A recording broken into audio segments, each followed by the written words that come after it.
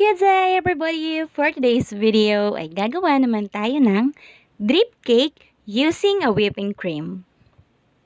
At meron nga tayo ditong 1 inch na moist chocolate cake at nilagyan natin ng sugar syrup. So ito kasing cake natin na to is money cake. So mas madalas kasi na ginagawa kong method para sa ating money cake is fold method. But since yung mga bills na ilalagay natin dito is kasi yung bago natin na 1,000 at iniiwasan ko nga na ma-fold yun. So ginawa ko na lang is roll ang ating mga bills. So nung nakagawa na ako kanina, sinukat ko lang siya dito para malagyan natin siya ng butas. Then yung another one layer na ipapatong ko sana dito is nilipat ko na lang siya para mas masukat ko din kung gaano kalaki yung butas na ginawa ko kanina. Then, after nyan ay saka ako naglagay uli ng another nating sugar syrup at nag-start na ako ng ating mocha filling.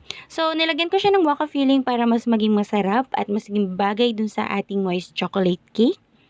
After nyan ay ipinatong ko na nga ang ating another layer na 1 inch na moist chocolate cake. Then, naglagay pa rin tayo dito ng sugar syrup. So, lagi ko nilalagyan ng sugar syrup para mas masarap at mas moist ang ating cake.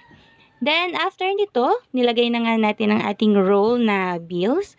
So, naglagay lang ako ng isang acrylic stick para hindi tumumba or hindi lumapat yung ating first bill sa ating pag-icing at paglalagay ng filling. Then, after nito ay naglagay na tayo ng next layer. Yan, gumamit tayo ng scraper at yung ating serrated na knife para mas madali ko siyang maisuot dun sa stick, yung ating split or yung ating pinakambutas na pagdadaanan ng ating bills. Then, after nyan ay nag-crumb coat na tayo at naglagay ng ating mga dowels para maging safe ang pagbiyahe ng ating cake. So, after nito, nag-go na tayo para sa ating final frosting. So, meron ako ditong peach na frosting and white frosting. Since ayun kasi yung na-request sa akin ng client ko na maging team color ng ating cake. And nga pala, this is a mother's cake at rush tong cake na to pero tinanggap ko pa rin kasi kakilala ko yung magpapagawa.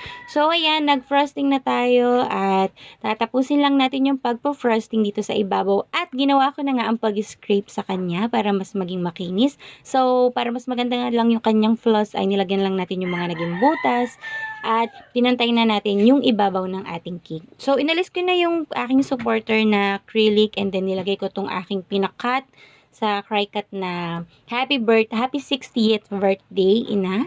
Yan. So, customized din yung ating topper. So, nilagyan lang natin siya ng konting cake doon para mas pantay yung ating paglalagay ng frosting. Then, next naman natin ay maglagay ng ating artificial flowers. So, ito na lang yung napili ko na color since rush cake kasi ito. At ito lang yung nakita kong pinakamalapit na kulay. At ito na nga ang paggawa ng ating whipping cream na drip. So, yon kita lang natin na nilagyan ko ng unwhipped cream ang ating natira kanina na frostings para magkaroon siya ng consistency na kagaya ng pagdidrip ng chocolate drip. So, nagtry ako dito sa likod na part ng ating cake. Dapat maliit talaga yung mga butas ng ating piping bag kapag ganito yung gagawin nating drip para mas manipis yung ating magawa na drip. So, okay na okay to para sa mga budget-friendly natin na client para mas makuha lang nila yung style na ganito na klase ng ating cake. So, yan, napakadami pa niya at kaya ko pa siyang mailagay sa ibabaw ng ating cake. So, yan, napakatipid lang at mas nice din naman siyang tingnan. So, ganun lang yung ginagawa ko kapag budget-friendly ang ating drip kung hindi tayo gagamit ng chocolate drip. So, sa chocolate drip kasi ay nagpapa-add tayo and since naman ito is whipped cream na frosting, di na ako nagpapa-add ng another payment para sa ating drip. Para lang makuha natin yung ganong design ng ating cake. So, yun lang guys and thank you for watching. Please do like and share. And kita-kits sa susunod nating mga video. Once again, this is Rick's Cakes. Bye!